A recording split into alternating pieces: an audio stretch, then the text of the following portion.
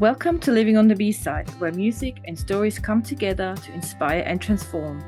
I'm your host Birgit, and in every episode we explore the universal language of music, how it shapes our lives, connects us, and tells the stories that define us. Through heartfelt conversations and powerful melodies, we uncover the magic that makes music so much more than just sound.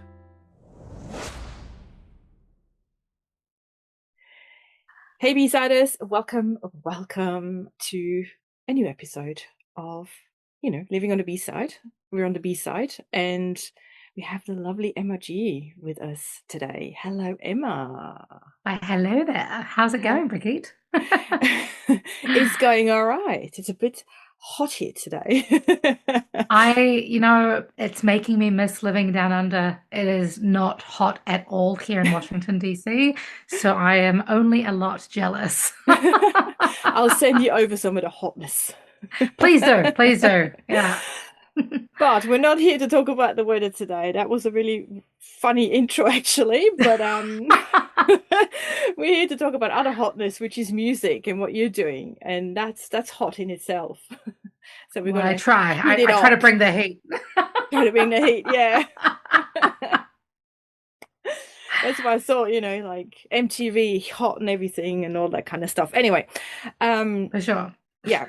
Emma's here again today. I just want to mention quickly that Emma was already a guest on the podcast. I don't want to go into too much about it. If you want to check it out, I will put the link in the description. So go and check that first episode out, which is really cool and inspiring as well. But Emma's here today because, she does incredible things with her life. Oh, And I gosh. always watch from afar what she's up to and all the amazing things she's putting out. And I think it's really timely, again, to talk about mental health, especially because a lot of people are doing it really tough for one reason or the other. The world's a crazy place right now, and our mental health can suffer. And we both know that Of course. from our own Yeah. experiences. So one of the reasons is Emma has a book out called Mental Health Sounds Like This. And you know me, I'm all about using music for our own well-being, if that's emotional or mental, it doesn't matter. So, yes, that book is really, I think, timely and important. And I'll let Emma tell us a little bit more about how that book came to life and what's included in the book. So I'll hand over the mic to you. Oh my gosh. Well, thank you for that wonderful introduction. It's interesting. I feel like a million and two things have happened since we last spoke. I kind of joke with people that I have kind of like an ADHD brain where, I'm just doing a million and two things all the time. And I say that like it's a joke, but it turns out because of my brain injury, having, had 10 brain surgeries, got a condition called hydrocephalus. Apparently, as a result of the 24 surgeries I've had and the brain trauma that I've developed as a result of said brain surgeries, there is a relationship between brain trauma and ADHD and autism, which I was not aware of. So, as much as I joke that like a million and two things have happened since since we last spoke, it's kind of real because I'm one of those people that I just go from zero to hero really quickly. And of course, it's always mission aligned. And that, this book literally, I think, is the manifestation of just super alignment.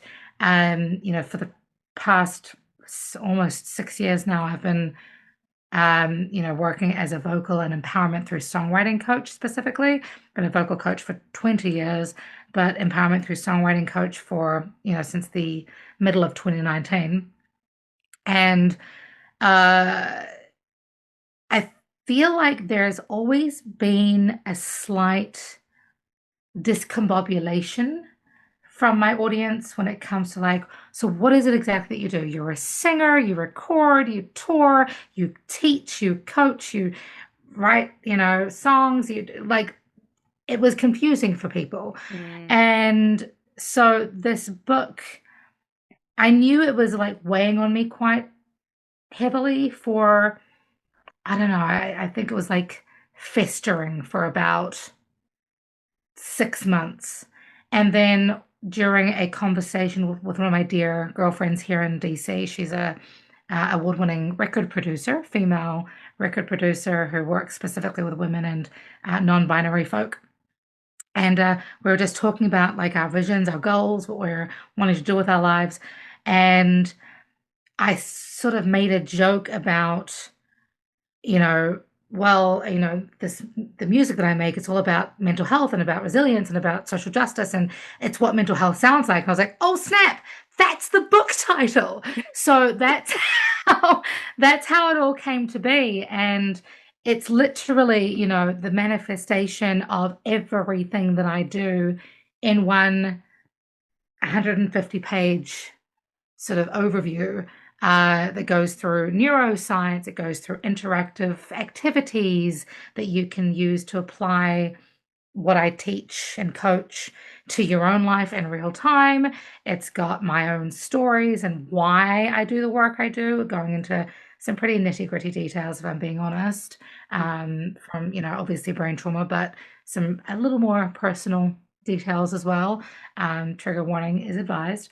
Um, and then it goes into, actual activities and cultural backgrounds and ways that different ethnicities and religious groups use music and the science behind how frequencies work. It's pretty intense, but I'm super freaking proud of it.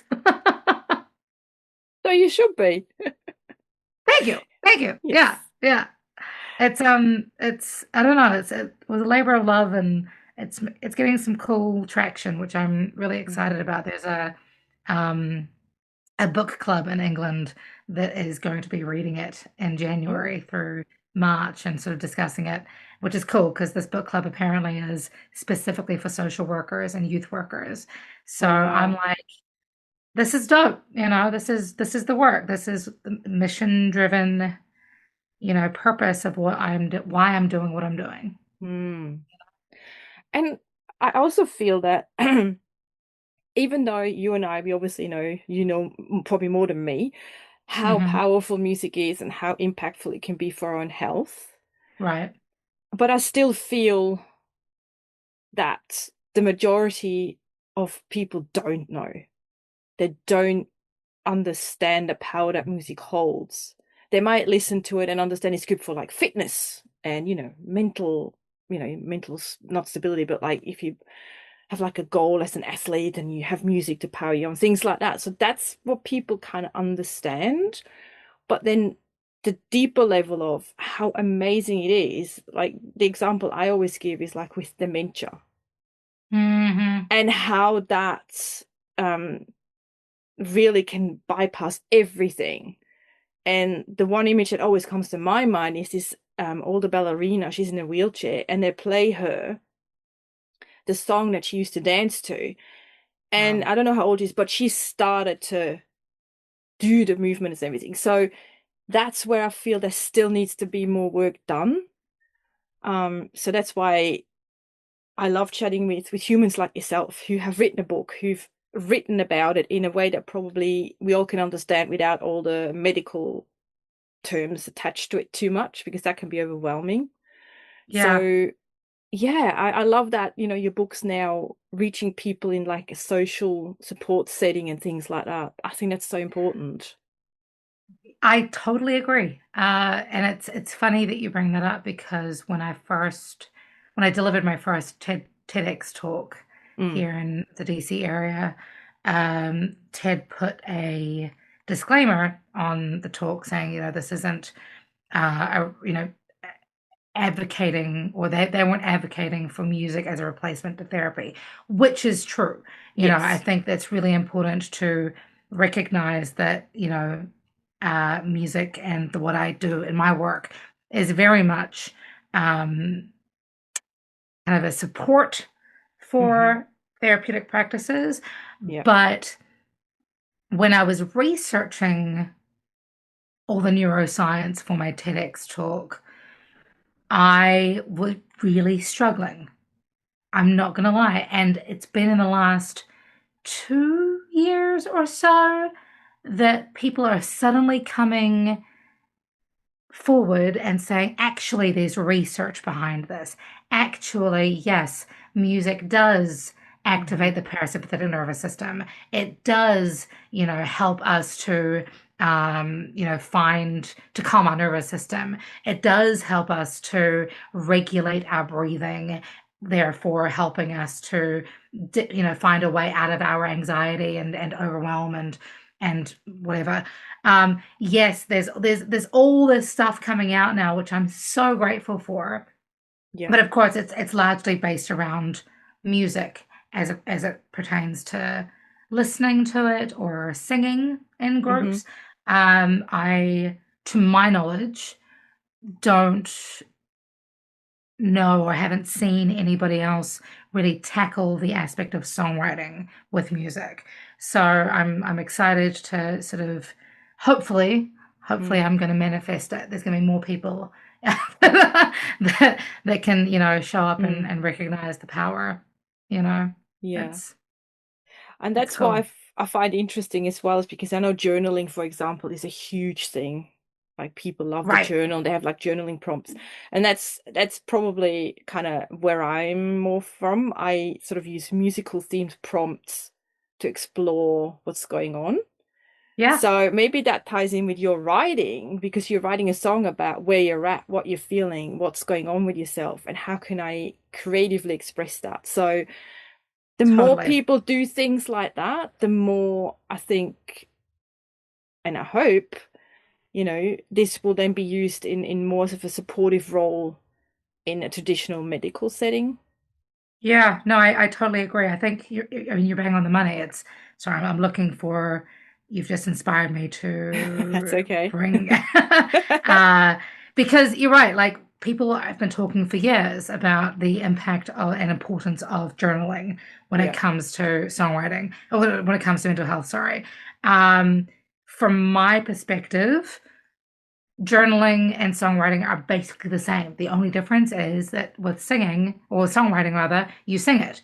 And therefore, not only are you journaling your thoughts, feelings, getting it out on paper, but now you're adding the breath support. Now you're adding that, additional um, melody to help you retain the information and hold on to those life lessons. There's multiple kind of what's the word, prompts that I have throughout my book here that kind of help to give you a starting point as well. That was kind of a big part of it because I want to make Mm. sure that people feel that songwriting is accessible, that it's something that they can actually apply to their own bucket of wellness strategies, even if you're not particularly quote unquote musical. You know what I mean? Yeah, yeah. Um, I mean, think about it. Max Martin, who is one of the most prolific pop writers of, current music, Mm. he can't sing a lick. I didn't know that. Yeah, Barbra Wow. Streisand's husband wrote all of her music. He didn't sing either, but again, Wow. you don't have to be a song like a singer in order to write truth, Yeah. honesty, power, Yeah. Wow. epic music. That's so there's kind of songwriter in all of us. We just don't know it yet. Amen. And the fascinating thing I find as well is if people actually allow themselves maybe to take singing lessons and explore their own voice, Mm, that is just such an incredible feeling. Because everybody yeah. thinks that they're, sorry to use this word, shit at singing. That's not necessarily the case. You just have to have someone who can guide you through where you're at and how you can actually sing. And if you can then do your own song and sing it, I mean, that in itself, oh my God, I can only imagine like that moment that is for someone, you One know? of my favorite Emma-ism quotes is, we take the shit, we turn it into fertilizer, and we use it to plant a garden.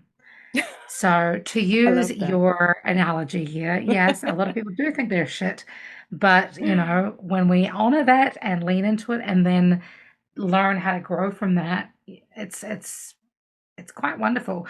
I remember years and years ago when I first started my teaching practice as a vocal coach, I had a vocal student who came to me with this idea that he was a tone deaf. And Okay. I literally just wrote a blog about this. The idea of being tone deaf is actually a uh, it's something we call like lack of audiation or inability to audiate sound properly. Hmm. And audiation is the ability to hear, understand, process, and recreate a sound. Okay.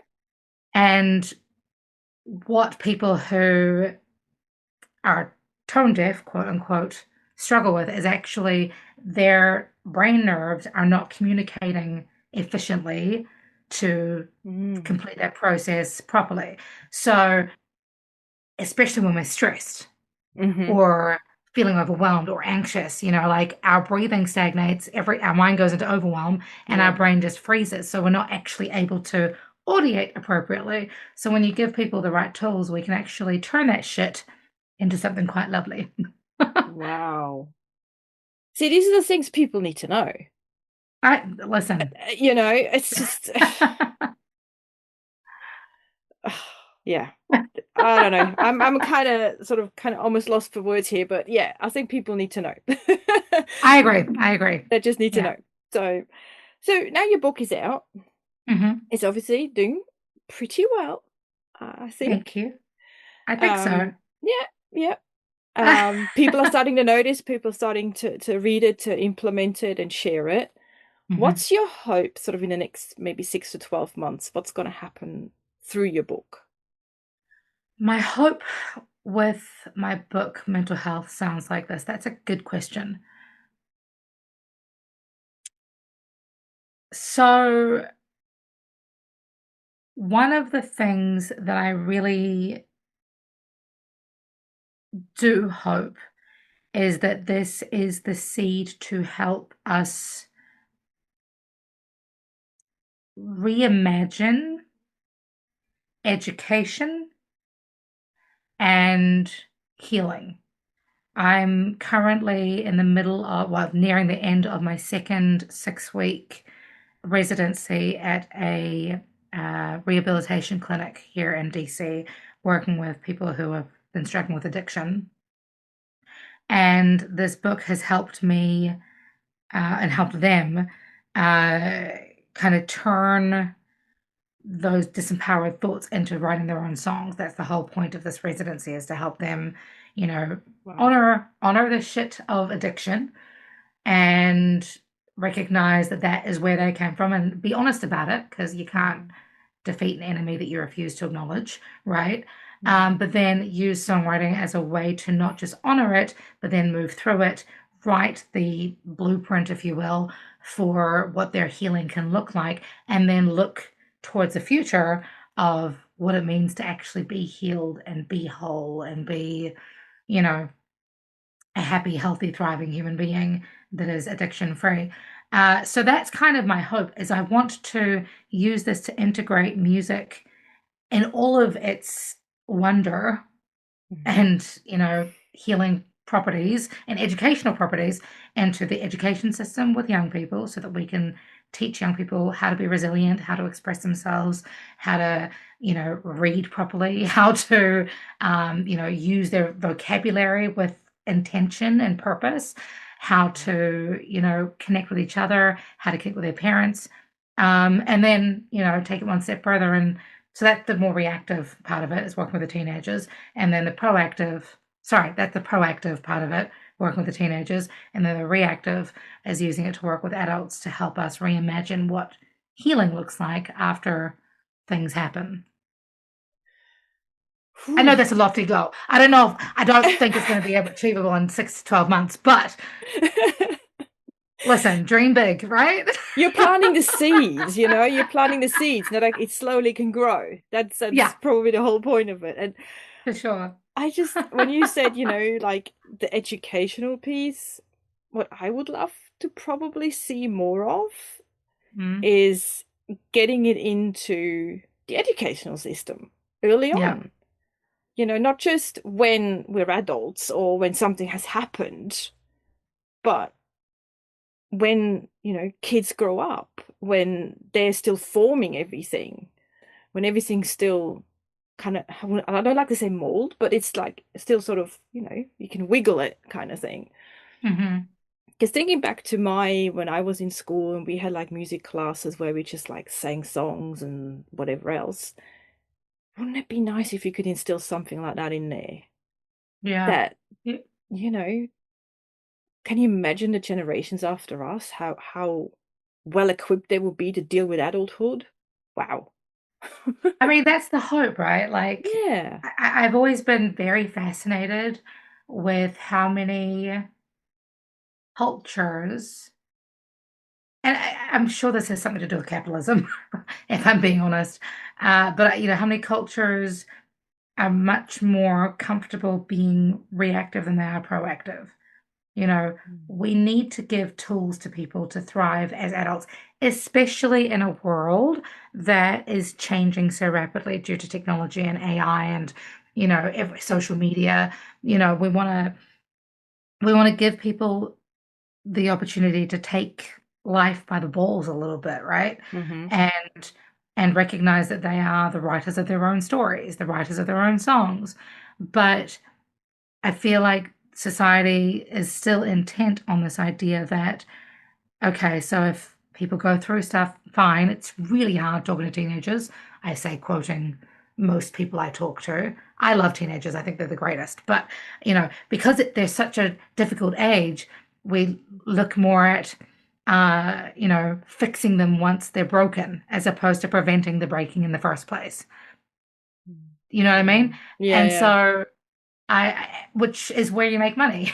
you know, like we go to therapy and we do the programs and we invest in the meditation tools and we do all these things as adults. But I'm like, well, why can't we just give them some fun tools now that can help them understand and express and communicate and connect a little more effectively? Just an idea. Yeah. Yeah. There you go. Just an idea. Yeah. It's yeah, I don't know. I'm a bit gobsmacked by it too. Thankfully, in my case, I had like parents, especially my mum, who was very encouraging with regards when it came to music. So I was lucky enough that she really kind of gently nudged me in that direction without forcing. Yeah. Yeah. But, you know,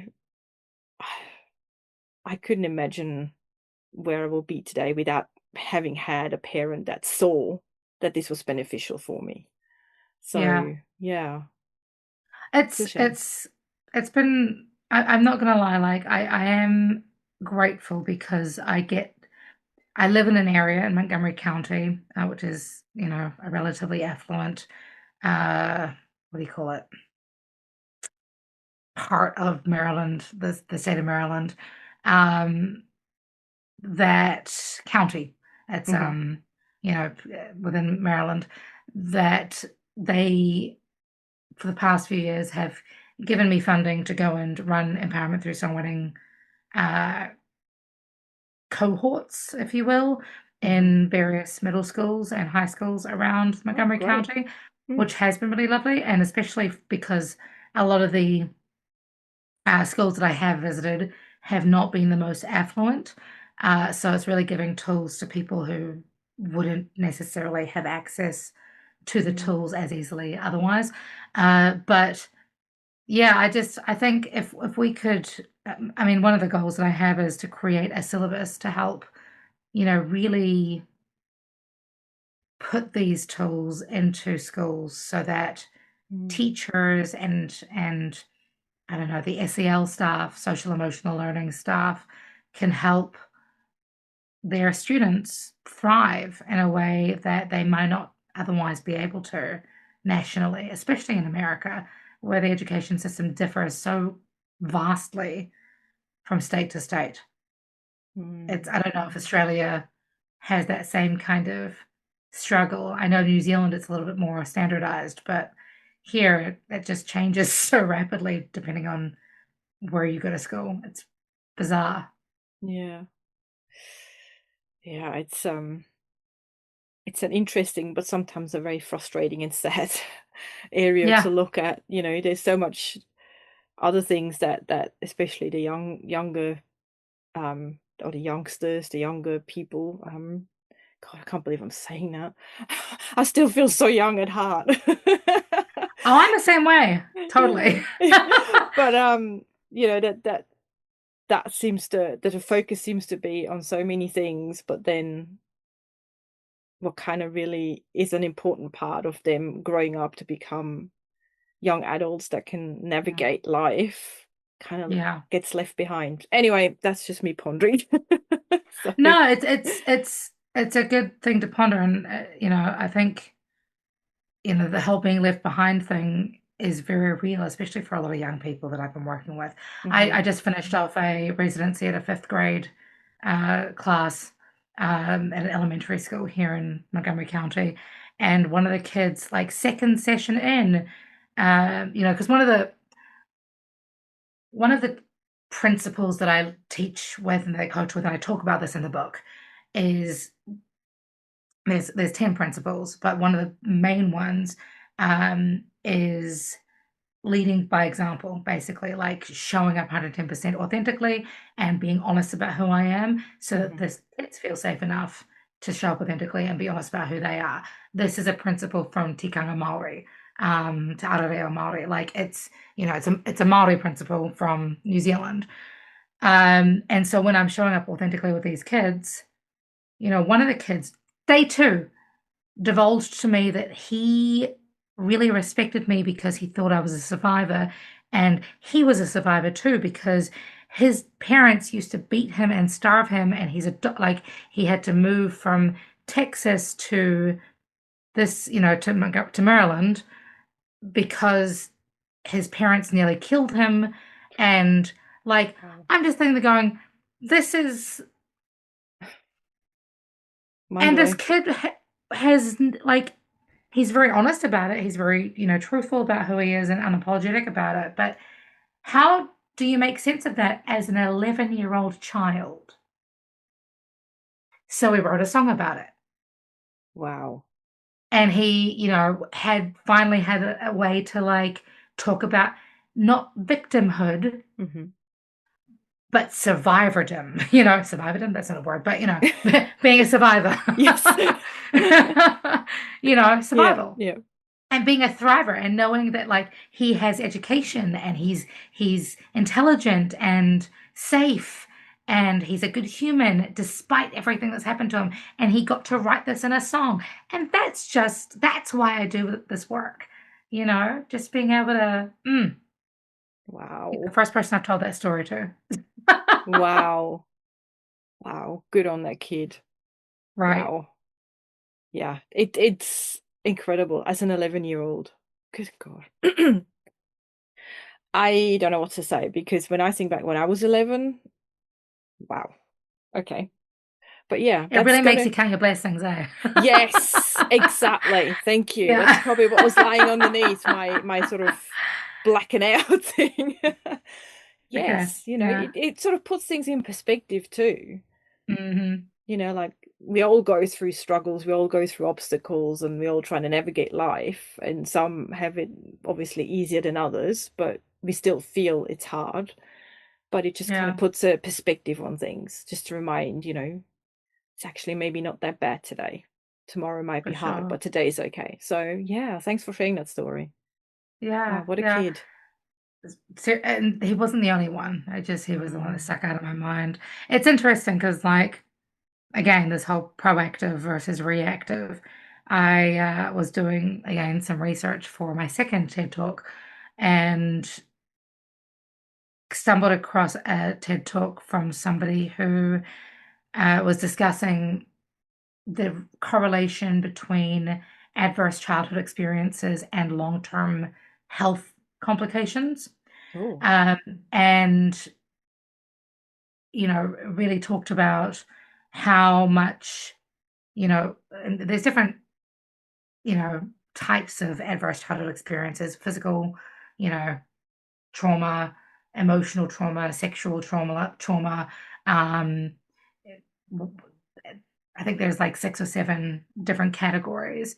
Right. I could be underestimating that, but um, again, because of the correlation between those adverse childhood experiences to long-term physical health and well-being of an adult is so big. Like, I'm really grateful that I get to work with so many adults who come to me and like try to heal their inner child as one song at a time through Mm-hmm. songwriting coaching or vocal coaching as well. But being able to sort of help mitigate that on the front end, um, it just, yeah, it's cool. It's cool. It really is your calling, isn't it? I can tell by, how you share everything. And again, I love that people you're out there because I keep saying it, it's needed. If there's any way we can help someone on that healing journey, coming to terms with what happened and then coming out stronger and seeing the light again, and if that's in a non-traditional way at this moment in time, why not? Mm, Why not? I mean, there's all these new yeah. techniques coming out like breath work and everything else. Well, come on, music, take your seat at the table. Well, music and breath work are very linked, actually. You need to Yes. be able to breathe properly in order to sing. So it's all related. Mm-hmm. Yeah. Yeah. In the weirdest ways, you know. Yeah. I run this will make you laugh a little bit. I I run some stress management and de-escalation workshops with a company that specifically works with journalists and NGO Oh, workers who are right. going overseas to report or Oh, work in hostile environments. So as part okay. of a hostile environment first aid training, we take them through simulations where they get kidnapped. We take them through simulations where, you know, their team Oh members Lord. get murdered, like all these awful Oh. situations. And I'm there as a stress management coach, being like, okay, so this is how we handle these Mm-hmm. situations. These are some tools that you can use immediately, short term or long term to help us, you know, Yeah. not lose the plot. It's all singing, Brigitte. It's all related to singing. It's all related to music. Like, yeah. Yeah. People, you got to really dig a bit more into the whole music, vibrations, breathing, singing, Yeah. you'll Posture. yeah. Laughter. Getting the Yes. diaphragm working, you know what I mean? Yeah. Yeah. I have to say, now you're talking about like the breathing and everything. I vaguely remember years and years and years when I was a teenager, I did take singing lessons, and it was more the Oh. classical type to start off with, and then went into more Hmm. like the pop type. But I have to say, one thing I really remember about it all is once we started, I went with my cousin at that point together, so we weren't going on Hmm. alone. But it was amazing. Once we started to understand how to breathe and everything, it just changes you. Hmm. Like it just, you can't describe it if you haven't tried it. You have to try it, but it just kind of changes you in such a good way. Like your whole body's different.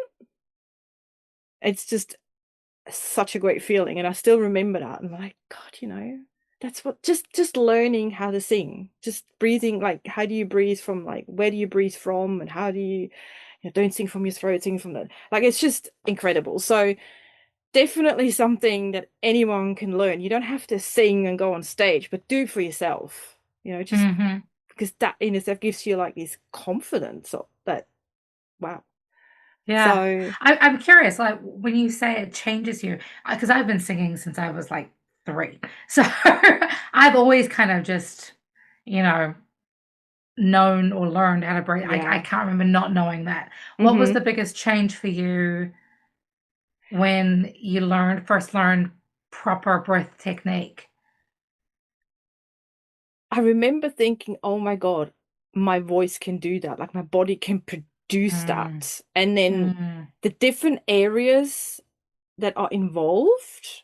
mm-hmm, I think I remember once when, I don't even know how it happened, but for some reason we sort of, I don't even know if that's real or not, but like you can sort of learn how. in the back when you breathe Yeah. properly. And that happened, and it was just the weirdest feeling, but it was like I can breathe from like it Do you just know gave me why? it gave me this new appreciation for my body. Like this is So, possible. do It's you know why you can breathe from your back? I can't remember. I've been told why, obviously, by my instructor, but now I can't remember. This is like nearly 40 years ago. So, you know, but just So, my yeah. understanding of my body. And then that gives me this confidence, like, you start walking a bit more like that. And Mm, it's just this confidence that it brings out. That was kind of the most that I remember, like this newfound confidence that, I love that. I yeah. love that. So your diaphragm, which is your breathing muscle Hmm. that lies right underneath your lungs, it's a pillow of muscle that goes all the way from the front of your body all the way to your back. So when you're breathing properly for singing and engaging your diaphragm, you will feel the tension in the front of your Yep. abdomen. By the way, this is where if you ever get attacked, this is where you punch somebody to wind them so that Okay. they Handy are tip. less likely to, yeah, there we go. So but that's the diaphragms all the way from the front all the Yeah. way to the side so you can breathe from your waist and also into your back. I love that you remember that. That's so cool. Yeah. Because that That's was so fun. it is fun, but it's also one of the, I wouldn't say freakiest experiences, because usually when you breathe, you don't breathe like that, right? But Mm, then it happens and you go, what the hell was that? So yeah, there you go. I love that. I love that. I was teaching one of my new vocal clients. She's uh 11 and she she's got ADHD, and I think Hmm. this is one of the, speaking of like, this generation of young people, and again, this is one of the reasons why I wrote this book, because I Yep. feel like we need to, let me preface this. When I got my teaching qualifications way back when, I was flabbergasted, and yes, Hmm. I'm using that word very intentionally, to learn that our education system is still based on 18th century principles. We are still trying to teach and educate a generation of factory workers or a generation of people who go out and work for other people, right? Um, so the way that I got my teaching qualification in New Zealand working under Tikanga Māori is to, be a little bit more empowering with people. Hmm. So, um, a number of the principles that I incorporate into my teaching are super helpful for those on the spectrum.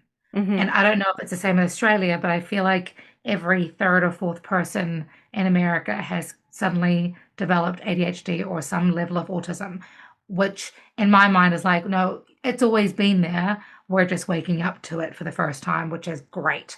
Hmm. But I have this one kid who, she just started with me. She's got ADHD and she came in very excited the other day. She's like, you know what's really interesting about singing, Miss Emma? And I was like, what's that? She goes, because there's so much to think about. The breathing, the posture, the opening my mouth wide enough, the enunciation. It's like I'm being surrounded with butterflies and I need to try and catch every single butterfly. And once I've got one, I see another one that I need to catch, and then I go to grab that one, and I lose the first one. So my brain's like very overwhelmed sometimes, but it's very good. Like I'm very intentional about this, and I was like, this is great. I've never heard anybody explain that so perfectly. I The love act that. of singing, it really forces you to stay in the moment because you're there chasing butterflies. I And love so it's that. like you have to really like focus and recognize how it's just you. It's Yeah. just you. And that made Wow. me really excited. I love that. That is such a nice visual description, Right? isn't it? I thought so. Yeah. Hmm. Wonderful. Oh, wow. Phew. I love this conversation, and there's so many juicy parts, I think, of it. I love the word juicy, by the way. Um, Me too. Now, I think we sort of slowly have to come to an end, unfortunately, even though we probably could I know. talk for another 2 hours, and I would love that. But if anyone that obviously goes and reads your book or checks you out, what you do, whatever, what do you want them to walk away with when they kind of check like your website out or your book or whatever? What's sort of the main thing that you want them to walk away with? I'm always intrigued by this question. I always love this question, but I'm always Hmm. also kind of intimidated by this question because It's a hard one. I, well, as a vocal coach, as an empowerment through songwriting coach, I never have a one size fits all. I want to make sure that everybody Mhm. gets something different, right? But if I was to really dig in and try to have a one size fits all answer, I think the thing that most of my clients leave my sessions feeling, most people who've read the book and told me what their feedback has been rooted on this idea, around this idea of I don't always need to look out here for answers. I have a lot of answers internally. Mhm. And that's what songwriting is.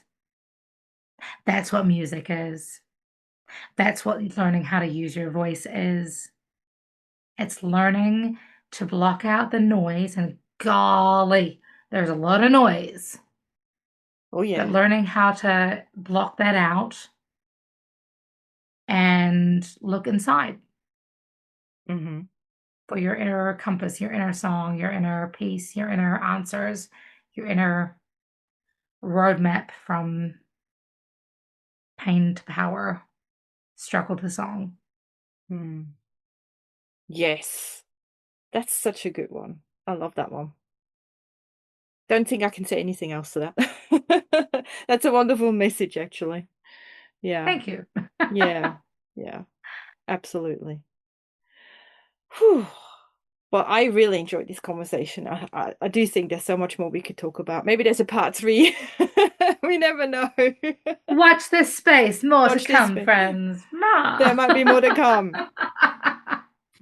But definitely there's a lot of good information, good sort of inspiration, whatever else there is, people can take away from this conversation. Obviously, if you want to check out Emma, please do so. You will have all the information in the show description. Other than Thank that, you.